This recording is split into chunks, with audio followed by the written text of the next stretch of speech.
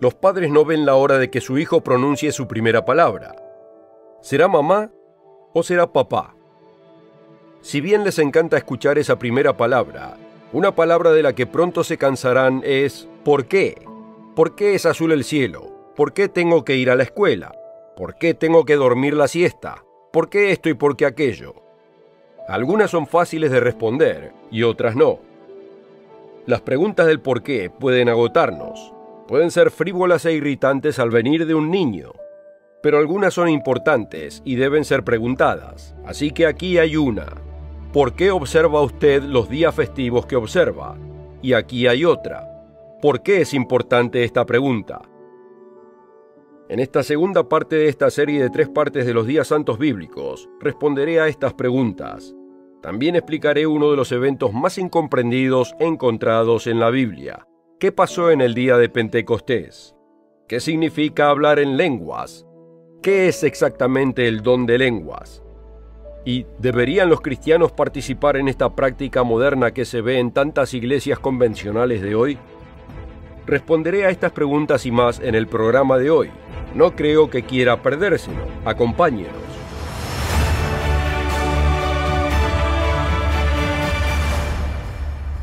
Bienvenido al mundo de mañana. Esta es la segunda de una serie de 3 partes de los días santos bíblicos. Explicaré lo que sucedió el día de Pentecostés y su significado, pero primero revisemos brevemente lo que ya se ha cubierto. En preparación para esta serie sobre los días santos de las Escrituras, nos preguntamos sobre los orígenes de los días festivos que muchos consideran cristianos. ¿Por qué los cristianos tradicionales observan días que se sabe que están impregnados de tradiciones paganas? ¿Por qué una de las fiestas cristianas más sagradas se celebra con símbolos paganos de fertilidad? ¿Qué tienen que ver los conejos y los huevos con la resurrección de Cristo? ¿Y cómo encaja uno 3 días y 3 noches entre Viernes Santo y Domingo de Pascua?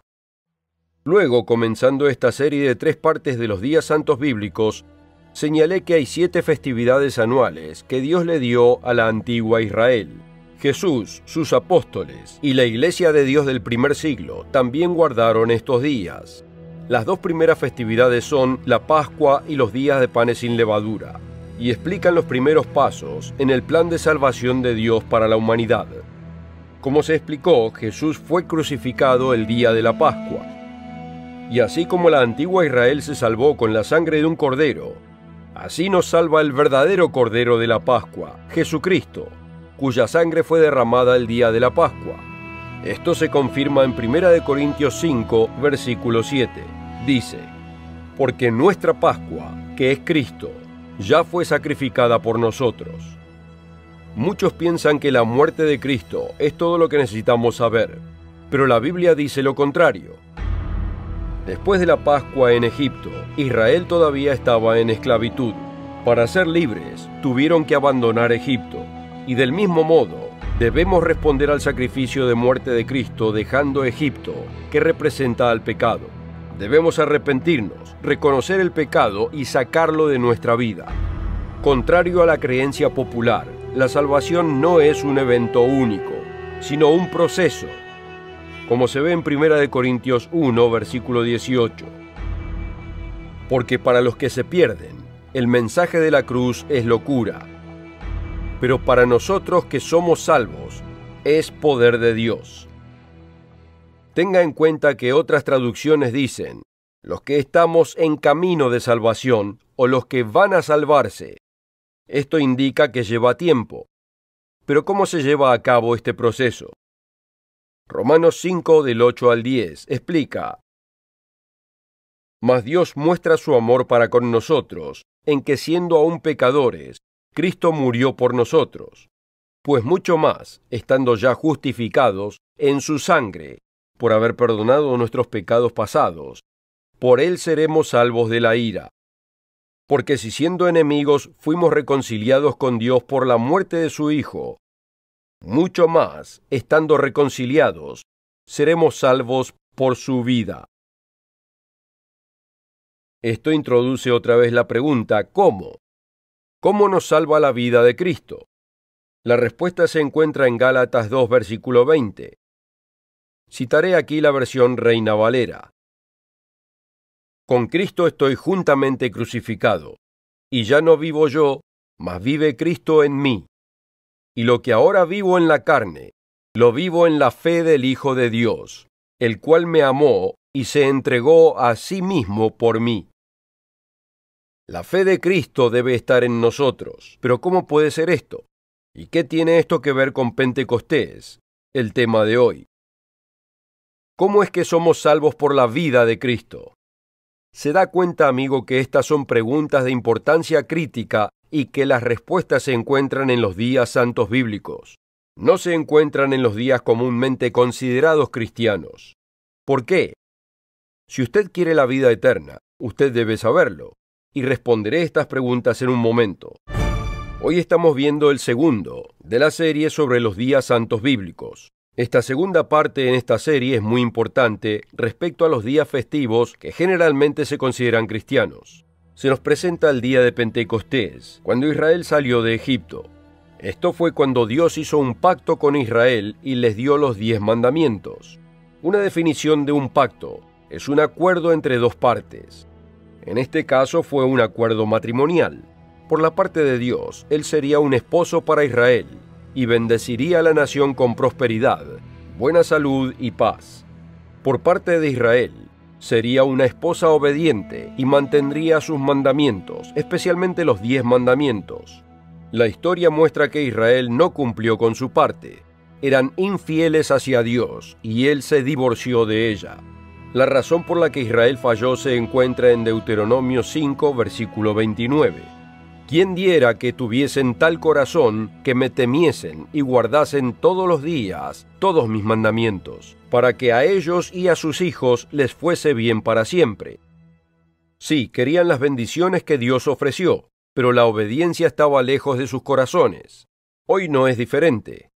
La gente quiere que Dios los cuide, que los saque de todos los problemas, pero no quiere obedecerle. Cuando Él nos dice que guardemos un día en particular como un día de descanso y adoración, argumentamos que cualquier día está bien. Y así que elegimos el día que el emperador romano Constantino ordenó. Cuando Dios nos da festividades significativas y días santos para seguir, pensamos que las prácticas paganas son más emocionantes. Pensamos que sabemos más que Dios. La solución al problema del corazón se encuentra en Ezequiel capítulo 11, versículos 19 y 20. Y les daré un corazón, y un espíritu nuevo pondré dentro de ellos, y quitaré el corazón de piedra de en medio de su carne, y les daré un corazón de carne, para que anden en mis ordenanzas, y guarden mis decretos y los cumplan, y me sean por pueblo, y yo sea a ellos por Dios. En lugar de leyes escritas en piedra, esos mismos mandamientos se escribirían en corazones que se puedan enseñar. De esto se trata el nuevo pacto.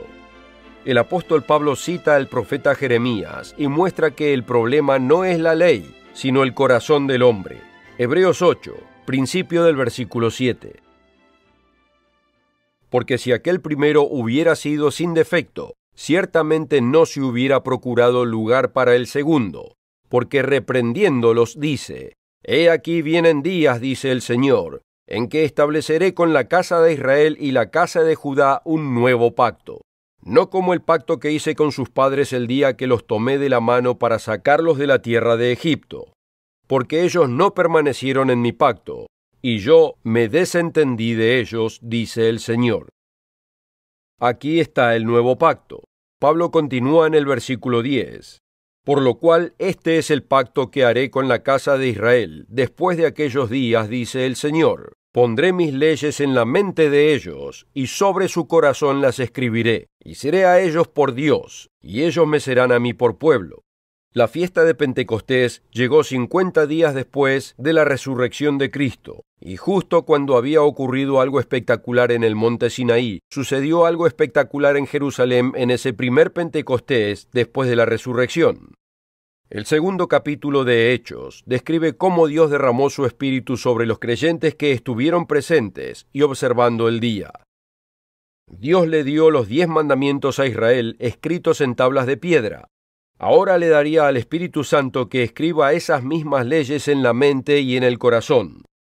Hechos 2 es muy mal entendido. Así que echemos un vistazo y veamos lo que dice. Y lo más importante, lo que no dice. Hechos 2, versículo 1. Ahora, cuando el día de Pentecostés había llegado por completo, todos estaban con un acuerdo en un solo lugar. Así que incluso después de la muerte, sepultura y resurrección de Jesucristo, sus seguidores obedecieron al mandamiento de observar el día en que Dios dio los 10 mandamientos en el monte Sinaí. ¿Y no es interesante que algo dramático haya ocurrido ese día? Pero millones de personas se han extraviado por una lectura descuidada de este capítulo. Examinaremos detenidamente este pasaje en un momento. La pregunta de las lenguas es muy mal entendida debido a una mala interpretación de lo que sucedió en el primer Pentecostés después de la resurrección. No hay duda de que se dio un don de lenguas en la incipiente Iglesia de Dios del Nuevo Testamento. Pero ¿qué fue exactamente ese don? Echemos un vistazo a Hechos 2 con cuidado. Como ya vimos antes del corte, los seguidores de Cristo se reunieron ese día. Ahora veamos los versículos 2 y 3. Y de repente vino del cielo un estruendo como de un viento recio que soplaba, el cual llenó toda la casa donde estaban sentados, y se les aparecieron lenguas repartidas como de fuego, asentándose sobre cada uno de ellos. Tenga en cuenta estos importantes puntos entre lo que sucedió ese día y lo que comúnmente ocurre en las iglesias que hablan en lenguas hoy en día. Primero, sucedió de repente e inesperadamente. Segundo, se escuchó el sonido de un fuerte viento. Tercero, estaban sentados, no incitando al espíritu. Cuarto, se vieron lenguas de fuego divididas. Estos puntos nos guían en una dirección muy diferente a la que muchos pensaron, pero notemos otras diferencias importantes. Versículo 4. Y fueron todos llenos del Espíritu Santo, y comenzaron a hablar en otras lenguas, según el Espíritu les daba que hablasen. Note que todos estaban llenos del Espíritu Santo, pero todos hablaban en lenguas. Superficialmente este parece ser el caso, pero leamos el versículo 7 antes de llegar a una conclusión que no sea justificada.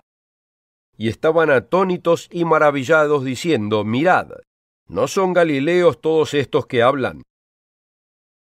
Los apóstoles eran de Galilea, y el contexto del capítulo muestra que fueron los apóstoles quienes hablaron y enseñaron. No fue la hermana Susi quien de repente cayó al suelo en una especie de estado de éxtasis, hablando lo que le parecía a la mayoría de las personas como puro jeringoso. Y eso nos lleva a otra diferencia significativa.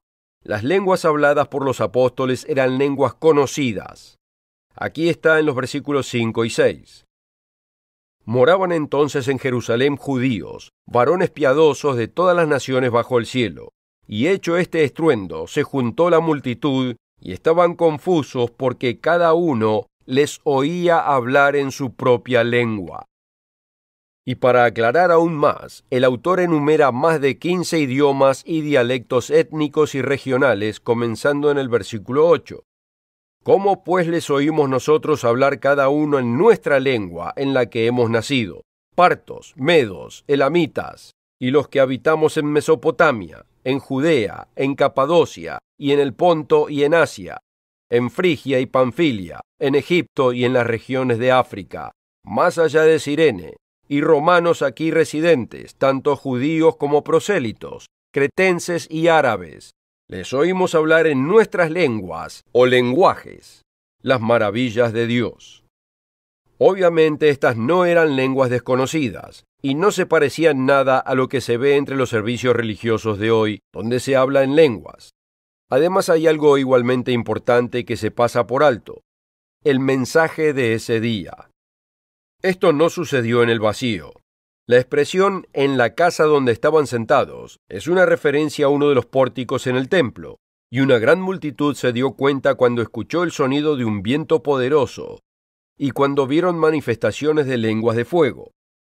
Se apresuraron a la escena y cada uno escuchó a los apóstoles hablar en sus propias lenguas nativas.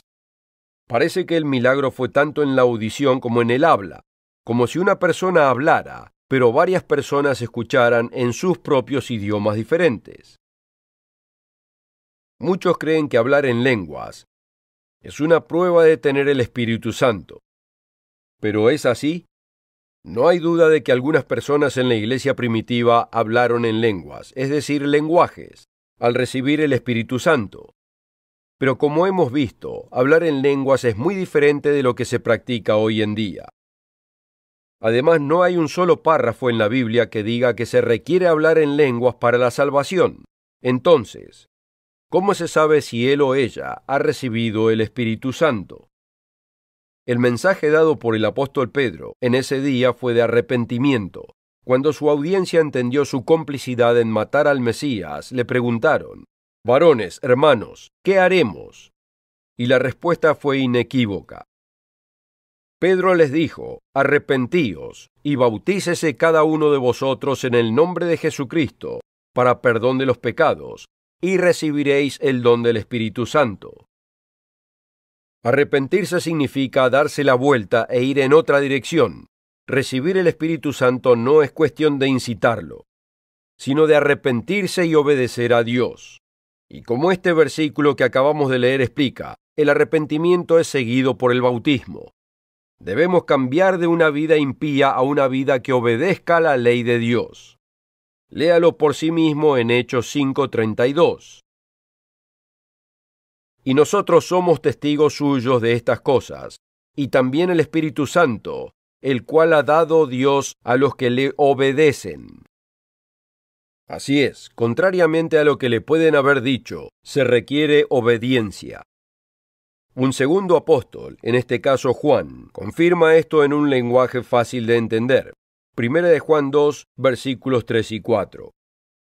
Y en esto sabemos que nosotros le conocemos, si guardamos sus mandamientos. El que dice yo le conozco y no guarda sus mandamientos, el tal es mentiroso y la verdad no está en él. El verdadero significado de Pentecostés y el mismo plan de Dios han sido muy mal entendidos. Antes del corte le dije que les daría otra verdad sorprendente que reveló el día de Pentecostés. Si bien lo llamamos Pentecostés en el Nuevo Testamento, este día tuvo otros dos nombres y tiene una tercera palabra estrechamente asociada con él. Oculta en estas designaciones existe una verdad que casi nadie entiende. Se llamaba la fiesta de las semanas, porque uno debía contar 7 semanas y un día, desde el momento en que se ofreció una gavilla de grano. Israel recibió instrucciones de ofrecer un manojo de granos durante los días de los panes sin levadura, después del sábado semanal. La cosecha de primavera podría comenzar solo después de que esta primera de las cosechas de las primicias fuera ofrecida para ser aceptada por Dios. Ahora recordemos un evento después de que Jesús resucitó. Pocos notan este detalle de importancia crítica. Se ve justo después de que Jesús se revelara a María. Juan 20, versículo 17, según consta en la versión Reina Valera. Jesús le dijo: «No me toques, porque aún no he subido a mi Padre. Mas ve a mis hermanos y diles: subo a mi Padre y a vuestro Padre, a mi Dios y a vuestro Dios». Así como se le tenía que ofrecer a Dios y él aceptar una gavilla de grano de los primeros frutos antes de comenzar la cosecha física, también Jesús, la primicia de la cosecha de los primeros frutos, tuvo que ser presentado a Dios para que lo aceptara antes de la cosecha espiritual. Note cómo Pablo instruye a los corintios con respecto a esto, en 1 Corintios 15, comenzando el versículo 20.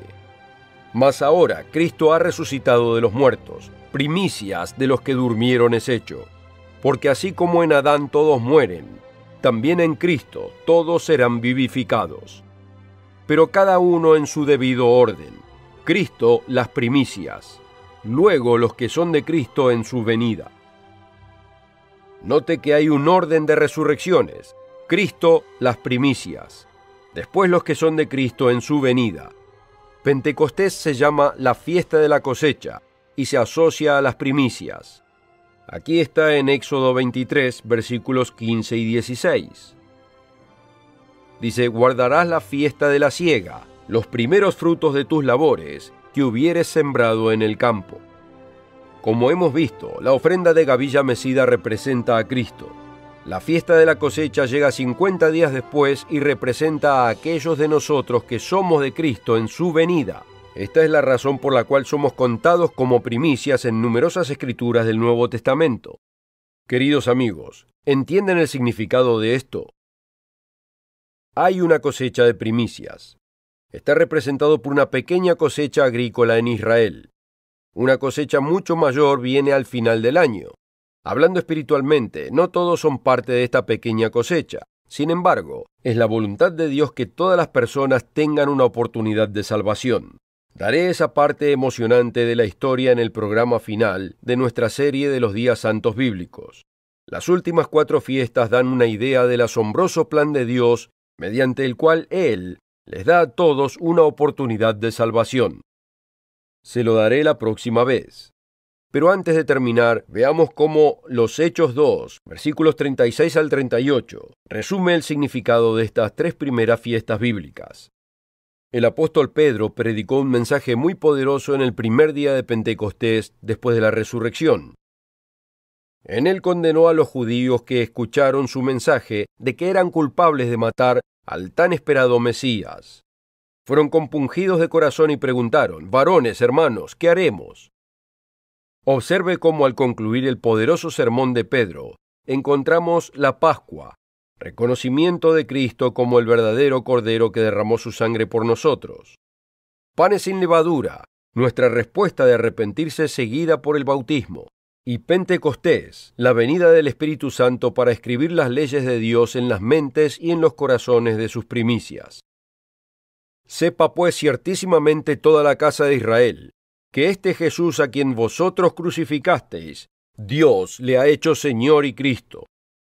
Al oír esto se compungieron de corazón y dijeron a Pedro y a los otros apóstoles: «Varones, hermanos, ¿qué haremos?». Pedro les dijo: «Arrepentíos, y bautícese cada uno de vosotros en el nombre de Jesucristo, para perdón de los pecados, y recibiréis el don del Espíritu Santo». Hay 7 festividades anuales de Dios, como se describe tanto en el Antiguo como en el Nuevo Testamento.